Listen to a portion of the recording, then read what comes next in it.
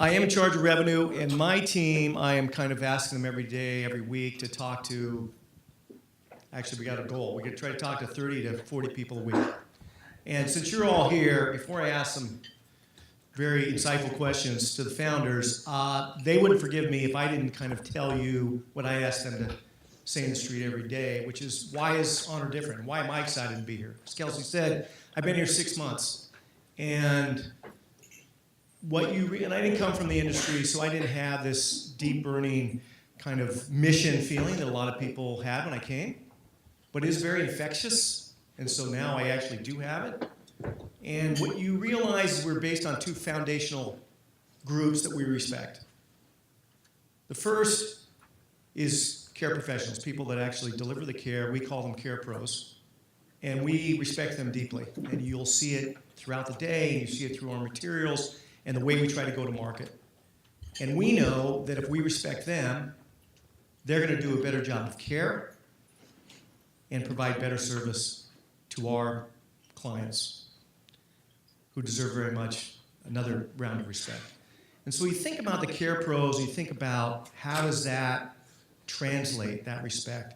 So we only take 8% of the care pros that interview with Honor, we only take 8% of them, because we're looking for the best. And then we train them, they become Honor employees, and we do what I call the Aretha Franklin close, the RESPECT. You know, we respect them. And we believe they feel that, but there are some statistics that play out that we know they do. So we train 100% of them. Of all the people we go to visit, we fill 99.7 of all appointments. That's unheard of in the industry.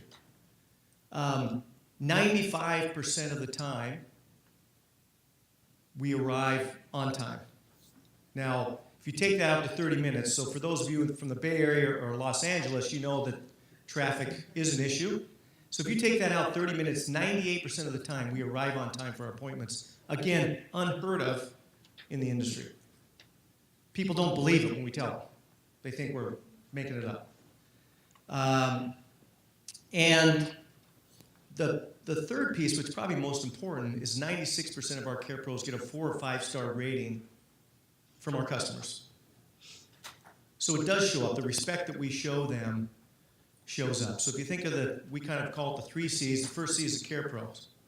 Second is our care platform, which is the technology that supports them and gives our families visibility and control. So all of you, Sean talked about his issue with his father. Kelsey shared her story with her father. In that moment, that feeling, that lack of control or visibility is daunting. And what our platform does is gives you more control, gives you visibility. When is the care pro going to arrive? What are the tasks that they're going to complete? You can even go as deep as a wellness check, where we monitor 5 vitals of bowel movements, sleep, food, mood, pain. And you can get that every day after every visit. And those notes then go to the care pros. So if the same care pros coming every day, they can kind of remind themselves. But if we're handing off to anyone, either another care pro or maybe somebody else in the continuum, we can, if the family agrees, we can share that information as well. That's unheard of. That is part of what makes Honor so different in this industry. And the final piece is care plans, the final C. So with our experience, with all the people that we've served, with our partners and our advisory board, we've developed specific care plans against conditions or incidences. So it could be Alzheimer's or it could be a broken hip. So we've got specific plans designed against each one of those. Again, we're not trying to sell hours, we're trying to sell solutions for our clients. So those 3 C's really is what make us different. And now I can look at my sales team in the eye and say, that's what you're supposed to do when you're talking to people. With that, I'm going to ask a few questions to the founders. As we said, Sandy's not here, but Seth, Monica, and Cam are. Probably just a couple of things just to make it human for folks. How did y'all meet? Be nice to know. Hey guys. So first of all, thank you all for coming to the CARE Symposium. I'm kind of, to be honest, I talk on stages with reasonable frequency, but for some reason at honors event, it makes me more nervous. I don't know why. So thank you all for being here. I really appreciate it. So how do we all meet? Well, Cam and I met when we were 18, and so we now have a lot more gray hair than we had and less hair and things like that. And then Sandy, who can't be here because she's dealing with a lot of throw up at the moment. Yeah, she got puked on this morning. Yeah. Sandy and I met because I said to Cam when I was 24, I have an idea for a startup. And he said, well, I'm doing this other startup right now, but talk to Sandy. And so then I met Sandy, and she and I and one other person started our last company.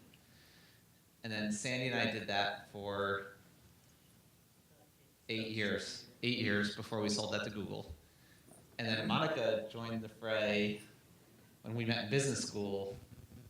I guess when I was, if we keep using my age, when I was 26 or 5 or something like that. So Cam and I first, when we were 18 in undergrad. I was on the East Coast, he was on the West Coast, but it just happened to happen. And then it just kind of built from there over the course of 2 decades now, which is a little scary. Maybe one thing that people, I'll put them together, people like to know, how did you come up with the name of Honor, and how did you come up with the idea of the company? It probably doesn't come in that order, but people always want to know that. Definitely comes in the other order. Yeah. Idea first, name second. Yeah. So idea for a company. So we were in this weird spot where we'd all built companies previously that we had then sold. So Sandy and I had sold our last company to Google. Cam had built the company that he sold to Comcast. And it changed. And our last companies were what we would call dancing pixel companies. So you all probably know that the screens on your phones or on your computers are like composed of pixels. And they, if you think about it, like from a tech perspective, they light up in different colors, and those different colors like make you happy or sad because they either like create fonts that like tell you things or pictures that make you smile. But the thing about our last companies, like most of the stuff that Silicon Valley produces, to be honest, is that it just does things to that screen, but it doesn't really change the world, right? It like just kind of, it's entertainment. And our last companies were kind of entertainment companies. And when we were thinking about what we wanted to do next, our guiding rule was we had to find something where we could look a human in the eye and know that we would make their life better. Like that was it. So we would do nothing that didn't fulfill on that, necessary component. And then we had a couple other rules, had to be really hard to do because we'd done startups before, and so we wanted to pick a very challenging space. You all are in this space, so you know how challenging this space is. We knew it was challenging when we were getting into it. We didn't know how challenging. We should have asked more of you. And so challenging was a real big rule. And then we had to believe that it could be a massive company, like from a value perspective. And the reason for that is actually counterintuitive. It's not actually a money thing, because it doesn't matter if you build a big company or a small company. It's like the financial return in a weird way is not dissimilar. The big measure is how much impact are you having on the world. So if you think about it, you can kind of look at a company and say, how valuable is that company? And if it's really, really valuable, it probably is doing something that's having a lot of world impact, like organizing the world's information in the case of Google. Like imagine life without Google Maps, right? And so we wanted something that we believed could be a really big business because it was a measure of how much world impact we could have. So, I'll finish this off. So it literally took 1.5 years to come up with the idea for Honor. Because fitting something to those 3 ideas, like almost impossible. And it was sparked when I went and visited my mother in Connecticut, flew into Bradley, if you guys know Bradley, in central Connecticut, and she was driving me home to West Hartford. and she was driving slower than she used to drive, and it's just like, hey mom, why are you driving so slow? Because she used to get speeding tickets in Montana. Which is, you guys know, Montana, it's hard to get a speeding ticket, right? And she said, well, driving is just harder than it used to be. And my mother's still fine, but the thing is that was my moment where I was like, ooh, she lives in Connecticut, I live in California, and I don't want to be the kid that says, mom, I'm sorry, but you have to leave your home. So that put me down the path of, ooh, we should look at the kind of space of older adults in general. I came back, I said that to these guys. Cam said, Yeah, I said, oh man, my mom just had a knee replacement. She's now since had a second knee replacement. My dad, turned 80. They also live in Virginia. I think that this is definitely a problem. This is really scary. Is there something that we can do here? How do we make this happen? How do we try to bring technology to not replace the human aspect, but to empower the human aspect? And I think there's really something here. We can do something.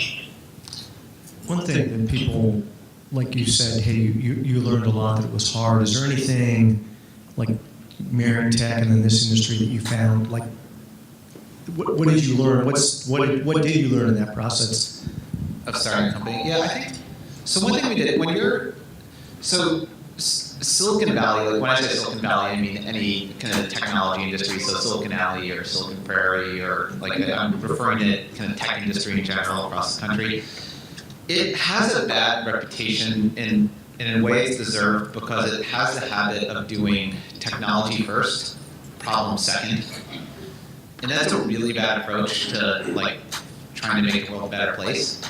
A great way to do it is kind of problem first, and then can we solve it with technology? And so we found this problem because like my experience, and then Cam actually has this other issue, which I will out on stage here, which is his father also likes to go on fishing trips like around the world still. But when his father goes on those fishing trips, his mother, like your family, is worried about your mom. Yeah, we have to call her. He's going to South America later this month. Yep. And so,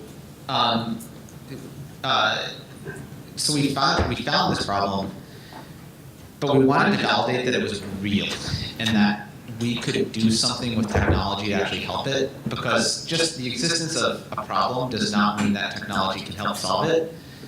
And so the first thing that we did is kind of deep kind of exploration of the space in general. Like, let's just understand what's going on in non-medical home care, and then kind of elder care in general. We actually did the other way.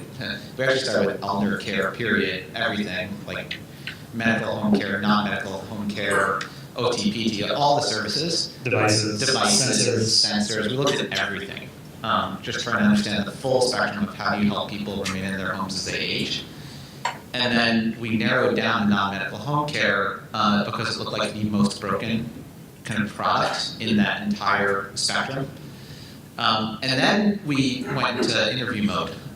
So we wanted to talk to all the care pros because our research basically said the fundamental, like, we believed at the time, and I've updated it a little bit now, but we believed that the fundamental underlying problem in non-medical home care is that the care pros were treated like crap.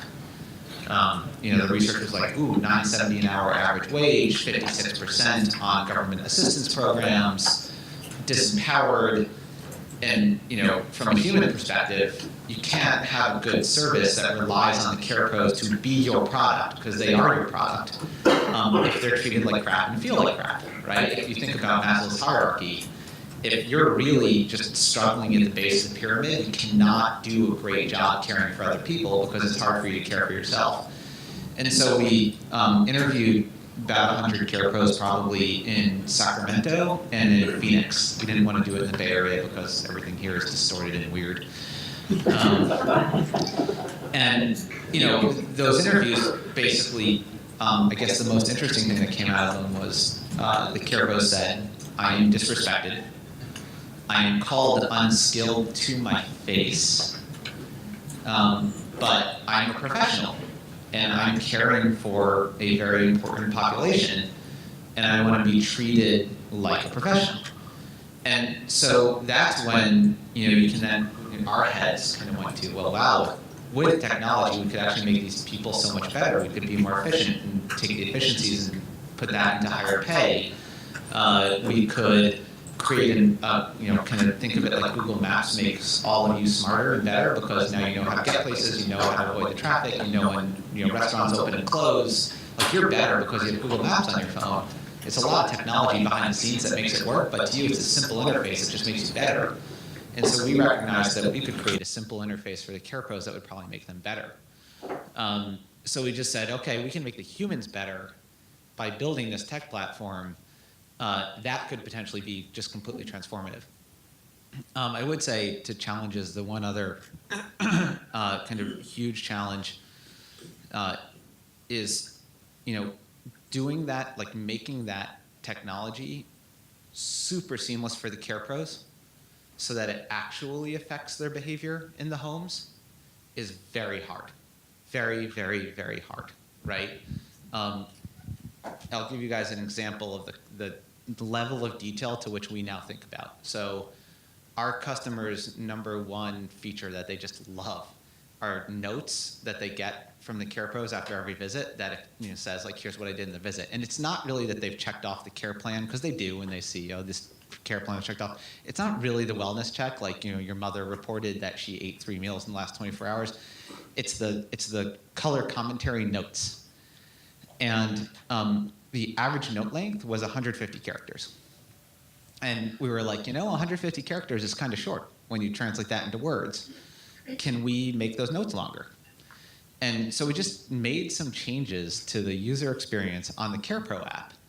Overnight, boom, average note length goes to 300 characters, right? So we doubled them by doing a different user design on the CarePro app.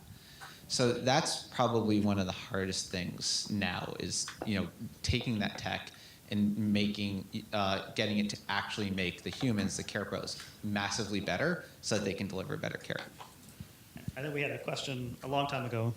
Well, I think it kind of ties into the whole story you're telling, and that was that initially you guys launched kind of an Uber app. You were using independent contractors as carriers, and you really morphed over time into they're now your employees. Kind of ties into a little bit about the respect and all of that. So can you talk a little bit how you've evolved and what you are now as compared to what you were when you first started? Because a lot of us think of you back in those Uber days. Yeah. No. Repeat the question. Oh, repeat the question. Sorry. So the question was, when we first launched, the perception was Honor was more like Uber. It was pretty transactional. Use us for an hour here, an hour there. The care pros were contractors, not employees. And Honor's morphed. It's now really, targeting classic traditional home care. It's 24 hours a day, 7 days a week, or 8 hours, or lower hour too. And the care pros are now our employees as opposed to contractors. And so I guess your question is probably why and what. Why have you done that, and what was the thinking behind it? Yeah, and the thinking.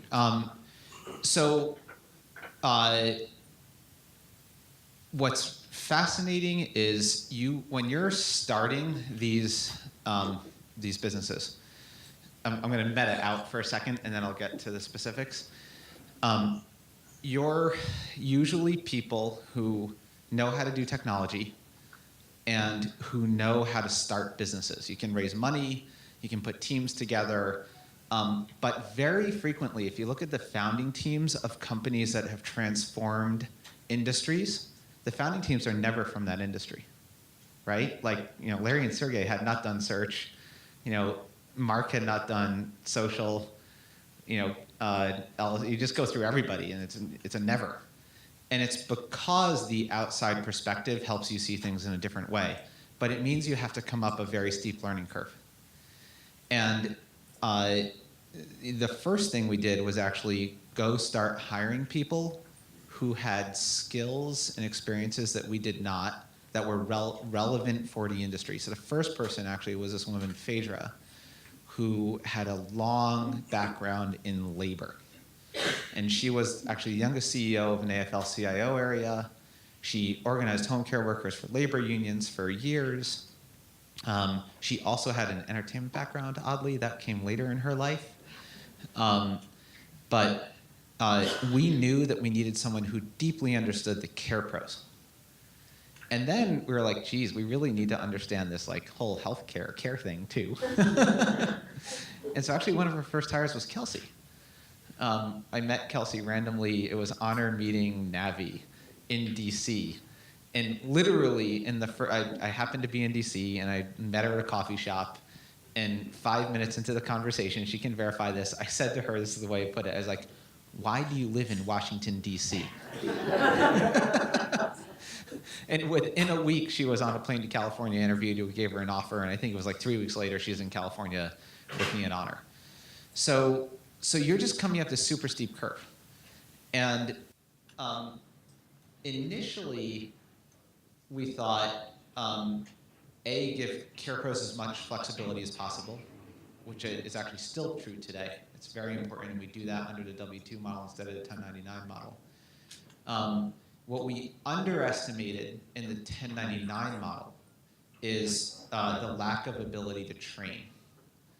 And by the way, this is a very fascinating thing, to be completely blunt, because if you talk to the DOL, they'll tell you can train 1099s. If you talk to the courts, they'll tell you can't train 1099s. So there's a lot of lack of congruity between different arms of our government as to how they feel about different things. That seemingly you would think there would be a consistent one message policy, but there are not. And so as we kind of got into really working on Honor, we needed to be able to train the CarePros. Like that was kind of the guiding, like we've got to do it. And that's, we did these partnerships with like American Cancer Society, American Heart Foundation, the Alzheimer's Association, where we were getting all this amazing training material for the CarePros. If we couldn't use it, then why didn't we do it? So it was really about training the CarePros, which has the dual effect of letting them provide better care, and also helping them move up in life. Because that's when people do best, is when they have something to fight for, when they have something to move up to. So that was probably the most important aspect. Seth, I've also heard people talk about, sorry. I'm sorry, I'm just gonna interject one thing. I apologize for my voice, I've been sick. One of the things I wanna make sure is clear is that the ethos of Honor has always been about respect for the CarePro, whether it's under a 1099 model or a W-2 model. And we believe that there are different ways to empower CarePros under each model, but because of different factors, a lot of which Seth talked about, we ended up going under the W-2 model. But the ethos is, regardless, is always about empowering the CarePros. Yeah, I was just gonna say, I think that's an important point, because I think Uber gets beat up a lot, and rightfully so, because they have an adversarial relationship with their driver population, and we couldn't see things more differently. If we're not working hand in hand with our CarePros, if we're not sort of understanding the problems they're having either on the technical side or on the care side and supporting them, then we're not going to be delivering good care, and that doesn't work for us. Yeah, actually, if you foundationally, the reason that if you really look at like why is it that Uber has this kind of intense relationship with its drivers, and we have a great relationship with our CarePros. Like when we survey our CarePros, 87% would highly recommend us to others of their friends to work with Honor. So like our CarePros really, really like us. And the reason is Uber is a very transactional model. Like you all, when you take Uber or Lyft, you will see that driver once and you will never see that driver again in your life, and you're probably going to spend 7 minutes with them. But with Honor, you meet a CarePro, you will probably spend hours, days, weeks, months, hopefully years with that CarePro. And so it's a long-term relationship that we're creating between Honor, the CarePro, and that customer. And so you have to optimize for an amazing experience that lasts over the long haul, not a transactional kind of, let me make you happy today, but you might not be so happy tomorrow. And then to your other question, I should talk about this too on kind of like a quicker, shorter hour, kind of in and out model versus traditional home care model. So if you look at home care broadly, it's roughly a $30 billion industry in America. And the market size is the same into every developed country in the world effectively, proportional to their population. So it's a very big market. And then if you look at how the market is composed today, it is mostly long duration, long stay, average of 6 months per customer, average of about, I think it's 23 hours per week on average per customer. That's actually something that we never wanted to fundamentally change, but we did want to be able to serve people with shorter needs as well. But we wanted to over-deliver and provide a substantially better product to people who are also buying traditional home care. And what we have found is we can actually deeply over-deliver compared to the norm to people who want traditional home care, kind of, 20, 30, 40, 50, 168 hours a week, who are using us over the long haul. The reason is, it's crazy, but they were thinking about a $30 billion industry, so a lot of people are buying this product today. But think about how broken the product was to that such that we're all in this room, and you all know how broken this industry in general is, right? And if you think about something as simple as, do you know that the CarePro went to your mom's home? Like in today's world, you don't. If you don't live with your mom, it's crazy, but you don't know that the CarePro actually went to the home. You're kind of trusting. And that's an easy one to fix. You use GPS chips. Do you know you're being billed for the right amount of time? And I'll give you an anecdote that's fascinating. We developed this one feature of many, which basically watches the GPS chip on a phone and looks at, is it trending to the home such that people will get there in time so that we can proactively intervene? And that matters a lot for people who are high needs, right, where you have to get there, right? And so that gives you kind of visibility and control like just does not exist today. But then we developed a feature where if a CarePro tried to check in early, right? So it's like the appointment start time is now, they're running late, they hit check-in, like I'm at the home now. We started popping a window up. And the window said, you're not currently at the location of this visit. Are you sure you want to start the appointment now? Yes? Never mind. Well, yeah, so what was fascinating, first of all, is the industry, because of its lack of kind of data, its lack of kind of consistency, really had trained CarePros into that kind of behavior, right? They'd been trained into this. And so the reason we popped a window rather than kind of a slap on the wrist is we wanted to start to train the CarePros. Hey, don't check in early when you're running late and you're 30 minutes away from the home. Like, okay, if you're late, then let's deal with that, but let's not deal with it by claiming you're there when you're not there.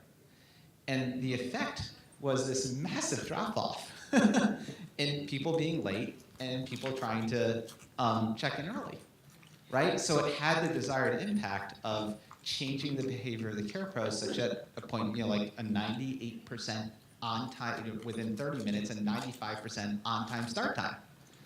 But the other unintended consequence of that feature, but really big deal, actually goes the other way, which is we get a fair number of calls to our call center where the customer says, the CarePro was late.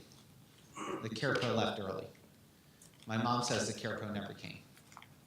And in the traditional world, the CarePro is really screwed because the customer is always right. But in Honor's world, very often it turns out those calls are not accurate. And we can say, we're really sorry, but with 99.9% certainty, the CarePro was there on time, stayed for the entire visit. They clocked in at 12:01, they left it, 3:02. And so it actually operates as both a training device for the CarePros, but also a protection device for the CarePros, because they are now protected that we can say back to the customer, no, really, like they were there and they did what they were supposed to do. Hey, Seth, another one that you've talked about quite a bit is the care platform and the data that we're able to generate. We're able to understand over time which shifts are hard to fill, and then we can make adjustments accordingly so we can actually do a better job of filling shifts. Maybe you could talk about that. And Yeah, so I think, as I think pretty much everybody in the room knows, this is a really complicated, logistically complicated service to deliver. And there are a whole bunch of factors that go into that. And so, pretty early on, we started learning the lesson of that things are hard. And this is a really tough industry. And the obvious next question is, well, why is it hard? Which are the things that are hard? And that's where the fact that we have a platform behind the care delivery means that we could start to unpack some of those things. And using some of the folks on staff that have a really great statistical background and data analytical background, we could start to put together some models to unpack some of those things. And there are a whole bunch of things that are a whole bunch of interesting things that sort of can fall out of that. For example, we were having a lot of trouble staffing appointments in San Francisco. And you do all this sort of statistical analysis, and you can say, here are the factors that affect, if it scores all of the factors around what's easier, what's difficult. And if it gets a 1, it's the same, it's average difficulty. If it's below 1, then it's easier to staff in general. If it's above 1, it's harder to staff. And so San Francisco was popping up, and It was popping up as 2.8. yeah, So it so was like hard. which and the folks on our staff that are responsible for staffing, they would say, yeah, duh, it's hard. Let's figure this out. But then when you see the numbers, you're like, oh man, so why is it that San Francisco was hard? And then so we dug and dug and dug and realized it was a combination of we hadn't recruited enough care pros in that area, but we also had the wages that we had in San Francisco for these particular classes of appointments, those were wrong. And so it was great that we could use this statistical data model to highlight not just the operationally difficult things, but the things where, from if you look at this as a marketplace, the areas where we weren't dealing with care pros the right way. Another one that's really interesting is we were hearing that weekends were really difficult. This is actually my favorite. If you didn't say this, I was going to say this. Yeah. And so we were hearing, man, weekends are difficult. Weekends are difficult. We're like, oh man, okay. So we could immediately jump to. So if weekends are difficult to staff, I can think of 3 different things we should do right away to try to address that. But if we don't understand the thing that's driving the difficulty on weekends, we may build solutions or change processes, but they may not actually make a difference. And so then we said, okay, weekends are difficult. Let's take one of our smartest engineers. Let's have him really dig into the data. He doesn't know anything. He doesn't have a care background, but he has a really good data background. And he started digging into it. And what he discovered is that on the weekends, our most difficult to staff customers make up 11% of the shifts, but during the week, they make up 5% of the shifts. And so here, we could do all sorts of things. We could have a special weekend rate, we could do all that stuff, but the primary thing that was affecting the difficulty to staff on the weekends was that our hardest to staff customers made up twice as many on a percentage basis of the shifts we had to fill. And so if we weren't addressing that problem, we wouldn't actually be addressing the problem for our staffing folks, or ultimately for the clients, wouldn't be giving them the best experience possible. So this just shows that it's not even just identifying the problem.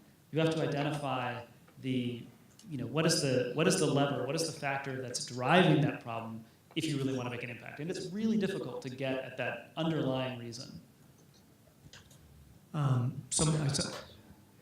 ahead, please. In the markets where you are you expanding the market for in-home care, or are you taking share from traditional? Yeah, that's a really good question. The market, I'll repeat it. In the markets where we are we expanding the market, or are we taking share? I don't know the answer, but I think the answer is a little bit of both, and I'll explain why. We are doing things with provider and payers that no one else in non-medical home care is doing. And so when those folks send people to us, because we have data, we can guarantee start times that are very aggressive. We can follow a clear care plan. We can send them data back about outcomes, that's clearly expansionary. When we're serving a customer who, does only want us for 12 hours a week, right? That's expansionary because basically home care agencies just won't take those customers and they're unserved today. When we're serving the kind of classic home care population, which is the majority of the time, that's probably taking share from the existing industry. I want to talk about this for a second because this is something I think matters a lot. My point of, if there's anywhere where my point of view has shifted over the course of Honor a lot, it's on how I view the existing non-medical home care industry. When we started Honor, I was just like, wow, there are 50,000 agencies. No one owns more than 0.1% of this market on an owned and operated basis, and they're sending sick care pros to people's homes on a regular basis. Which I started hearing that, and then I was talking to someone who runs caregiving in a massive institution. She said, "Oh, absolutely. By the way, my father got a lung infection from a sick care pro." So like that happens all the time. And so I had this really negative point of view on the existing agencies. Just really, really negative. I was like, if you send a sick care pro to someone's home, screw you. Like you are fundamentally evil. And then as we kind of operated at Honor and I talked to more of the agencies, what I figured out is 30% are evil.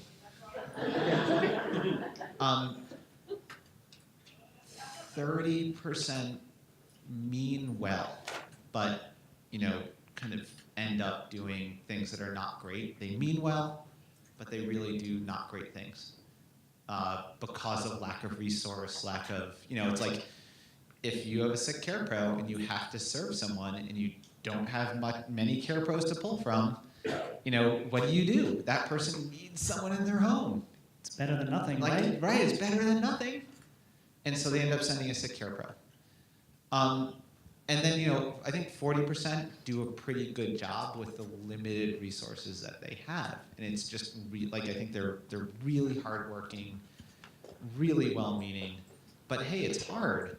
Most home care agencies, 0.1%. No one owns more than 0.1%.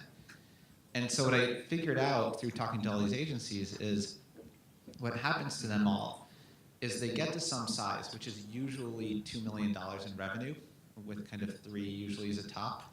The best get to kind of 8, and they just plateau. They're just done, and it's because they cannot manage all the logistics and the complexity of delivering home care. And the thing that sucks about that for the customers then is that they're just not getting as good an experience as they could possibly get, right, by a mile. Everyone's parents have very different needs. And having a deep bench of care pros with real scale means that you can do a much better job giving someone the care pro that has the skills, has the availability, speaks the right language, is dementia trained, is not allergic to cats when there are cats in the home. You can do such a better job if you have scale. And so my point of view on the agency basically became, the industry became a lot of really well-meaning people who are operating businesses that are very, very thin and difficult to operate. And now we're doing a lot of thinking about how can we fundamentally help those, the 40% that are really good, but could be better if they could benefit from some of the stuff that Honor has. What could we do to help them? Right, that's something that's interesting to But me. isn't that what most franchises would be selling? So the question was, isn't that what most franchises would be selling? So no, it's not. What's crazy about the franchise model in non-medical home care is probably 2 fundamental things that kind of matter. So let's say you open up a McDonald's franchise. So McDonald's will send you the equipment, and they will send you the ingredients every week or however often they send. I'm not sure how fresh McDonald's ingredients are, but and so when you're operating a McDonald's franchise, your job is to fund the real estate, to kind of hire the people who cook the food, but you do not really have to do anything other than hire the people to cook the pre-made food in the prefabricated machines. And so there's a lot of consistency from one McDonald's to the next McDonald's. When we looked at the franchise model in this space, that does not happen at all. They give you an operating manual, and they're training for you, and most of these people are not coming from home care. So they're where we were, right? They don't know anything about home care. And the training that they get from the franchise is between like 1 week and 2.5 weeks. And then they get to send 7% of their top line revenue to the franchise as a thank you for letting me use your brand. And then they have to hire the care pros, they have to manage the care pros, they have to do all the operations for the care pros, they have to do the state licensure, they have to deal with state regulations. They're not getting the same benefit that a McDonald's franchisee gets on kind of regular service. And one of the things, Seth, you've talked about, you've gone, is that every franchise in a market, they don't work together, so there's no So synergy. that's the second thing. So the first one is just there is no consistency of operation, quality. You know, there's no consistency from a franchisee in the East Bay and the franchisee in San Francisco. The second, and people who are from franchises are, I see them nodding their heads because you know. The second thing about the franchise model that's just super broken is it does not at all benefit from any sort of scale around the care pros. So like the franchisee in East Bay has its own care pros, and they do not share those care pros with the franchisee in San Francisco. But it could make a ton of sense for the care pro who works in Oakland to sometimes go serve people in San Francisco.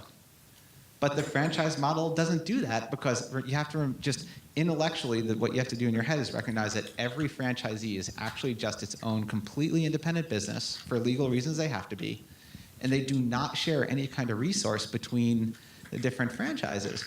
And so the customers then don't get any kind of scale benefit because the care pros are not shared between the locations. I'm going to challenge you a little bit. I mean, I think a lot of what you're saying is very true, but it's not as absolute as you're making it. There's certainly some of the franchises come in and do audit and make sure that they're following according to instructions, so there is some uniformity there. And yes, some of them do share caregivers amongst each other and so forth. So it's not completely, absolute, but at the same time, it's not as good as it could be. Yeah, I think we might have we might have slightly different points of view on that, but And I don't work for a franchise. yeah, no, that's fine. Yeah. I'll ask one more question, then we'll send it to the floor. It's already gone to the floor anyway. But one of the things that somebody asked me at the break was why we don't do medical home care, and you've talked about focus, et cetera. I think it's good insight. Yep. So when we were starting Honor, we looked at, like I said, we looked at kind of almost everything across the continuum around helping the elderly remain in their homes.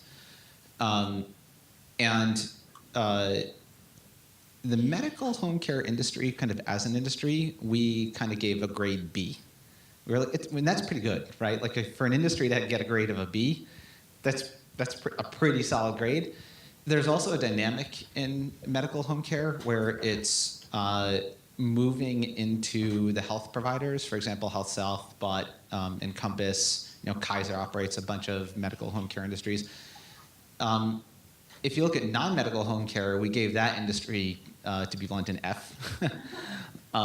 So it had a lot more room for improvement, and what we were really driven by was improving something for people, not going in and making something that's already pretty decent a little bit better. The other thing that I think is important that people don't really recognize about medical versus non-medical home care is they are different labor pools, different payers, and different regulations. And so, if you have a different labor pool, a different payer, and different regulation, that is a different business, like entirely. And as a startup, we have to be extremely focused on, one thing to do really well.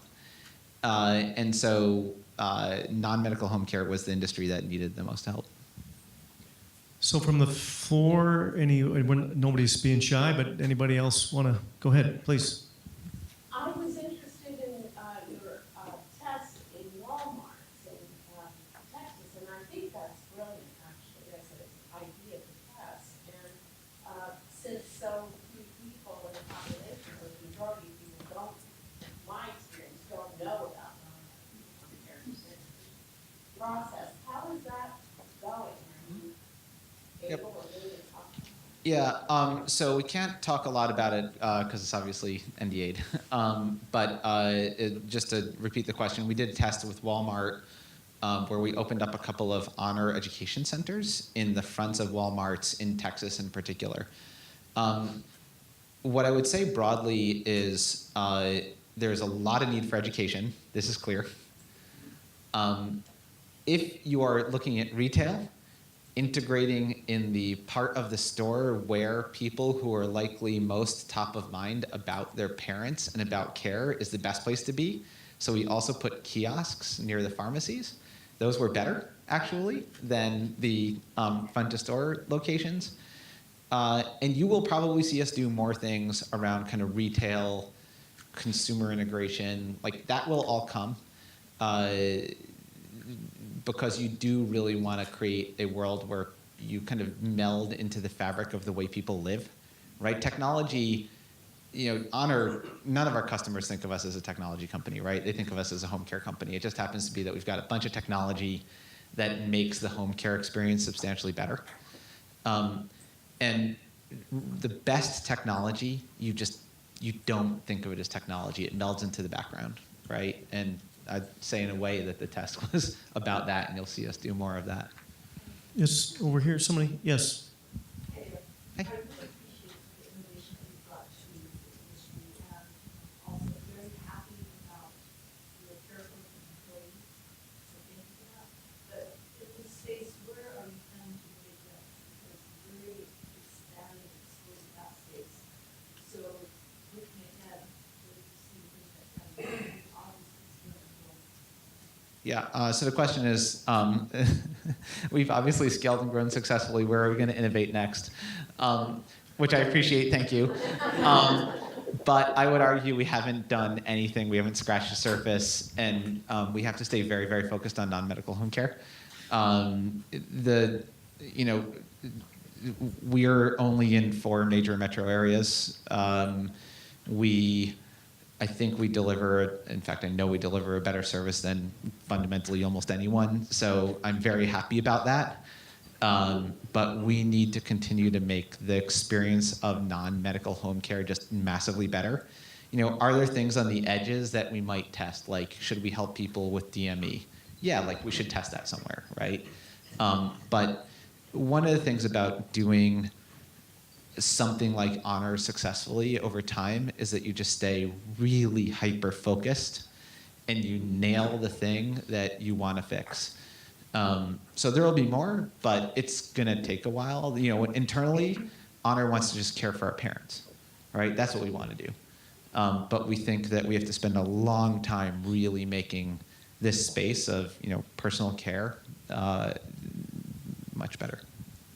I was just going to add one thing to that, which is it requires constant innovation to support that growth, and to not realize that means that we would then sort of lose everything that we've built. So we have to stay focused on that. Yes, right here. Thanks for sharing background and motivation behind the start of the business. So, in the space of healthcare, right, there's always, I guess there's 2 camps. Those who believe, rising tide lifts all boats, and then the others that practice with what's imperfect, correct? So there are other health technology companies that are delivering services similar to New York, some that have shut down or rebooted or launching. There are others that are not your core space, that are West Coast based or New York based. How do you view Any kind of competitors? Yeah. So the question, just to make sure everybody heard it, is there's kind of the rising tide theory of, hey, everybody can kind of lift all boats, or there's the kind of competitive theory that everything's zero sum. And then people have tried to do what Honor's doing, and some have shut down, and others are still going, but they look like competitors. How do we view all that? This is going to sound esoteric. One thing I really look at is, are people.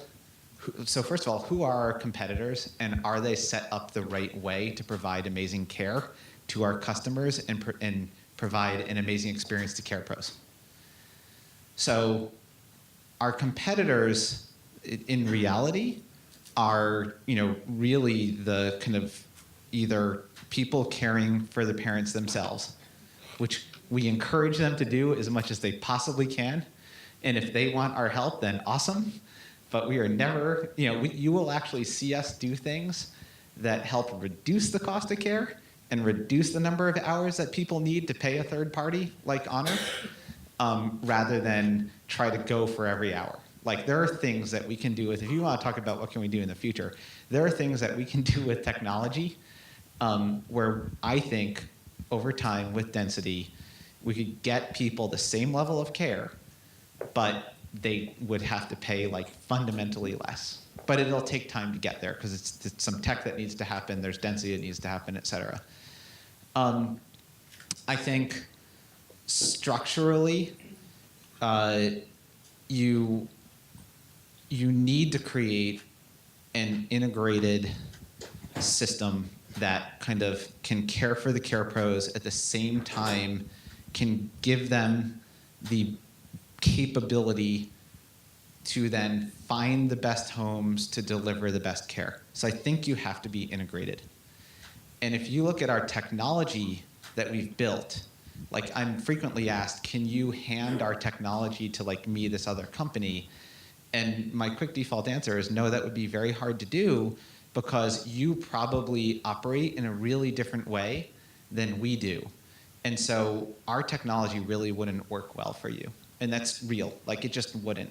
So I think you have to be vertically integrated across the entire stack from finding the care pros, screening the care pros, orienting the care pros, training the care pros. Like, we do all of that through to finding the customers, putting the care pros into the homes, managing the care over time. And I think that it is very hard to hand the platform that drives all of that to third parties, all of whom really operate differently. And I think the last thing I would say is there's also a structural element. And the structural element's really important. So, if you go back to the franchisors, for example, there's a structural problem there in that the franchisor asks the franchisee to pay them between 5 and 7% of their top line revenue. And so that money disappears from paying the care pros and is either lower wages to the care pros or a higher charge to the customer, right? If you don't have a fundamental technology ability, then history says you cannot scale. If you cannot scale, then you can't provide the best care to people because you will not be able to get them the best care pro for their individual needs. So the other thing that I look at is just, do you have the right structural elements to be able to provide amazingly well for people? So to kind of sum it up, because I think it is really important, it is one part, have you built the right foundation?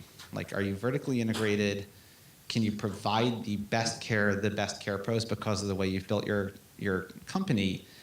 And then we don't look, like, we spend, at the end of the day, because of that foundational element, we spend effectively no time worrying about competitors.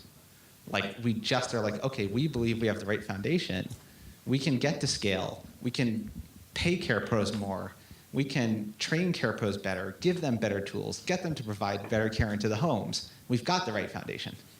So, okay, now we just have to get this into the hands of as many people as possible to make their lives better. So maybe one last question. We're running short of time right here.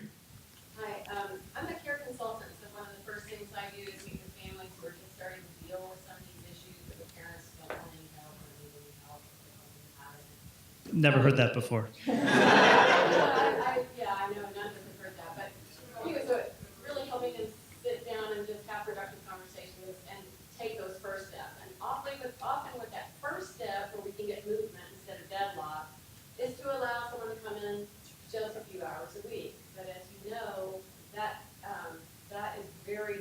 you, and I'd like to know how Honor is doing relative to other agencies with doing those short timeframes. And, you know, people do want the 2 and 3 hours, but even when we get them to agree to the 4-hour minimums that so many people want to get a reasonable rate, those shifts are very, very hard to consistently staff with the same people. And if they don't have a positive experience with that, then it's going to be really harder to go down the continuum of That's right. pricing. Awesome question. And so let me tell you, let me repeat it. Basically, you're a care consultant, and a lot of people don't have high level needs up front when they just start to need some level of care. So they don't really need 40 hours a week. But then if they want to start on kind of a light amount of care, the problem is you almost always get really terrible service at light levels of care because they're hard to staff with consistent care pros. They're, most, you call them, probably 5 out of 10 agencies will just not pick up the phone or not return the phone call, and, maybe 1 or 2 will say we'll do it, but then the fill rate's really low, et cetera. So let me tell you exactly what we've learned about this stuff and how we currently approach it, because this is a very difficult thing for us too, even with a lot of resource and a lot of technology capability. So consistency of CarePro into a home is like one of the most important things that people want. And what we have found is the thing that can drive, kind of what's the threshold at which we can drive consistency of CarePro into a given home. And it turns out that the answer is about at 20 hours a week of utilization. And this is through a ton of testing.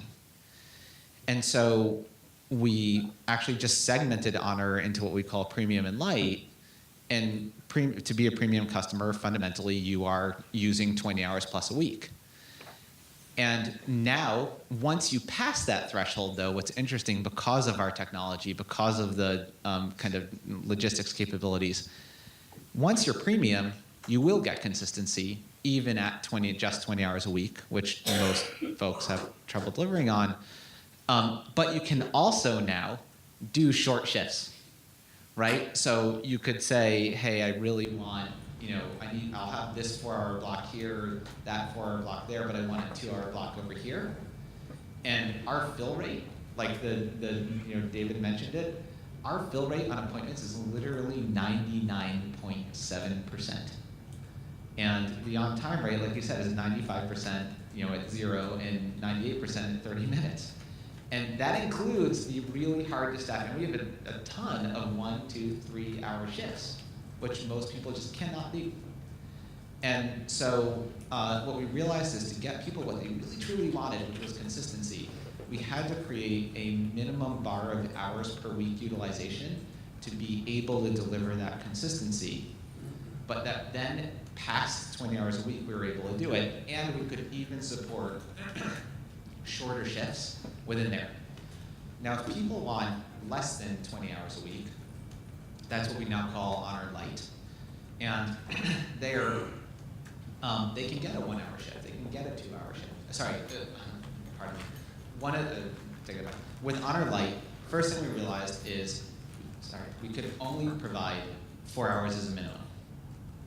So we couldn't deliver into the light population 1, 2, 3 hour shifts because you just could never deliver consistency. What people thought they wanted, they could never get. So even though we were filling the shifts, it just wasn't a good experience, right? So we could get people the care that they wanted in light, using us less than 20 hours a week, but the minimum shift length had to be 4 hours. But the other thing about that minimum shift length and inside light, where you're not doing 20 hours a week from a CarePro perspective, is that you really can then not do consistency. And so what you have to say to those customers is, we can serve you, we can get you home care for 4 hours today and 4 hours on Thursday, but just understand that it is extremely difficult to be able to get you consistency inside, when you're using such few hours. So that's what we've done. We've created a product where people actually can use us for low hour utilization. And then when people cross the 20-hour threshold, they get consistency, they can use short hour shifts, and they kind of get a lot more benefit. Okay, we're gonna wrap it up just because we're running out of time and we got other speakers. What's next, Kelsey? New perspectives on aging in the community. Okay, great. So thank you very much. Round of applause. Appreciate it.